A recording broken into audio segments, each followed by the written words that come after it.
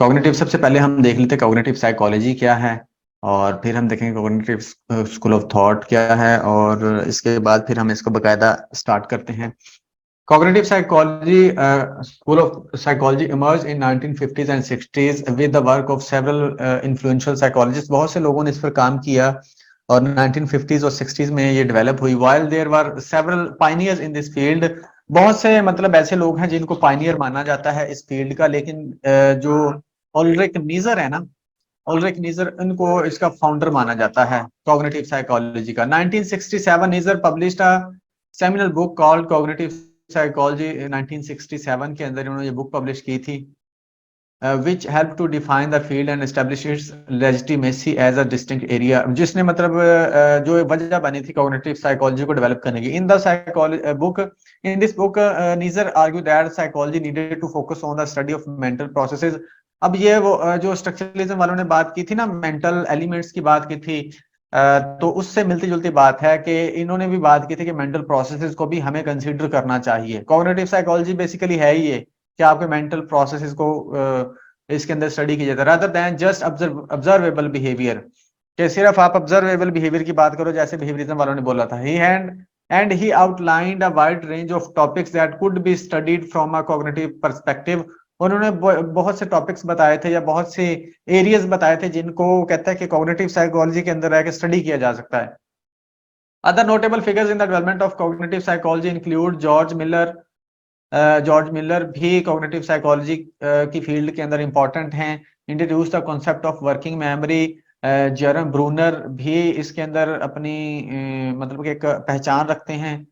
who emphasize the importance of cognitive development and the role of culture in the shaping thought processes, के culture की जो value होती है उसका influence कैसे होता है हमारे थॉट प्रोसेस को डेवलप करने में। कॉग्निटिव स्कूल ऑफ थॉट की बात कर लें, cognitive school of thought is a theoretical perspective in psychology that emphasizes the role of mental processes in behavior, कि हमारे जो मेंटल प्रोसेसेस होते हैं ना, हमारे जो मेंटल प्रोसेसेस होते हैं, मेंटल जो हमारे आप कह सकते हैं कि जो चीजें हो रही होती हैं मेंटली तौर पर, वो किस तरह से हमारे बिहेवियर को इन्फ्लुएंस करती हैं या क्या रोल प्ले करती हैं, कॉग्निटिव स्कूल ऑफ थॉट ये डिस्कस करता है। This approach is often contrasted with behaviourism. ये बिहेवियरिज्म का कंट्रास्ट है बेसिकली, कि बिहेवियरिज्म के उलट है ये। विच एम्फसाइजेज ऑब्जर्वेबल बिहेवियर, जो कि ऑब्जर्वेबल बिहेवियर या एनवायरनमेंट की बात करता है। Cognitive psychology studied a wide range of mental processes including perception, attention, memory, reasoning, problem solving, decision making and language. ये सारी चीजें हमारे मेंटल प्रोसेसेस होते हैं। They investigate how people They investigate people, how people process, store, retrieve information, and how they use the information to make sense of world and guide their behavior। के ये जो तमाम प्रोसेस होते हैं, एक तो ये कि वो कैसे हो रहे होते हैं, दूसरा ये कि ये किस तरह से हम यूज करते हैं अपनी रोजमर्रा जिंदगी के अंदर, अपने बिहेवियर के अंदर या अपनी सोशल लाइफ के अंदर, या फिर अपनी जो डेली लाइफ एक्टिविटीज होती हैं उनको परफॉर्म करने के लिए सारे कैसे हम यूज कर रहे होते हैं, ये हमारा cognitive school of thought he discuss करता है। वन की concept in the cognitive school of thought is the idea of information processing. इसमें बेसिकली एक इंपॉर्टेंट चीज है जिसको इंफॉर्मेशन प्रोसेस बोला जाता है, विच suggest that the mind works like a computer taking information, processing it and produce output.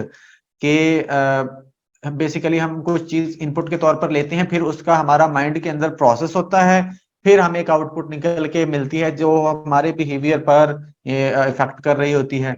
Cognitive psychologists also emphasize the importance of mental representations or internal models of the world which are used to make predictions or guide behavior। mental representations की बात करते हैं जो कि हमारे behaviour को guide करने में अपना रोल प्ले कर रहे होते हैं।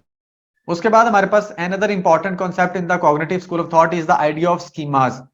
जो स्कीमास की बात करते हैं, ये भी हमारे कॉग्निटिव टर्म ही है, मेंटल टर्म है। इसके बारे में भी हम आगे डिस्कस करेंगे डिटेल में। Which are mental framework or structures that help people organise and interpret information. ये बेसिकली जो स्कीमाज होते हैं, फ्रेमवर्क होता है, या आप इस तरह कह सकते हैं एक स्ट्रक्चर, एक कॉन्सेप्ट होता है किसी भी चीज का, जो हमें हेल्प कर, जो हम बना लेते हैं अपने माइंड के अंदर, जो बाद में हमें हेल्प कर रहा होता है कि चीजों को इंटरप्रेट करने में, ऑर्गेनाइज करने में, और जो हमारी इन्वायरमेंट है, वर्ल्ड है, उसको समझने में, सराउंडिंग्स को समझने में ये स्कीमाज हमें हेल्प कर रहे होते हैं। These schemas can be shaped by previous experiences. ये previous experiences की बेस पर भी शेप हो रहे होते हैं, can influence how people perceive and respond to new information, कि किस तरह से हमने न्यू इन्फॉर्मेशन को परसीव करना है, उसको रिस्पॉन्ड करना है। It totally depends upon our schemas के how we respond our experiences या our sensations.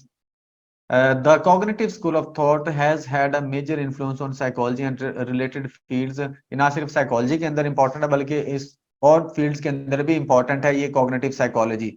Education, neuro science and artificial intelligence के अंदर भी ये बहुत इंपॉर्टेंस रखती है कॉग्निटिव साइकोलॉजी। एजुकेशन के अंदर आपको पता है किस तरह से ये इंपॉर्टेंस है। न्यूरो साइंस के अंदर ये सारा मतलब कॉग्निटिव प्रोसेस ही होता है। उसके साथ साथ आर्टिफिशियल इंटेलिजेंस भी हमारी कॉग्निशन या कॉग्निटिव प्रोसेसेस की बेस पर ही ये डेवलप किए गए हैं। It has help to expand our understanding of mind and complex processes that underlie human behaviour. ये हमें हेल्प करते हैं हमारे माइंड को समझने में और कॉम्प्लेक्स प्रोसेसेस को समझने में, जो हमारे बिहेवियर्स की वजह बन रहे होते हैं।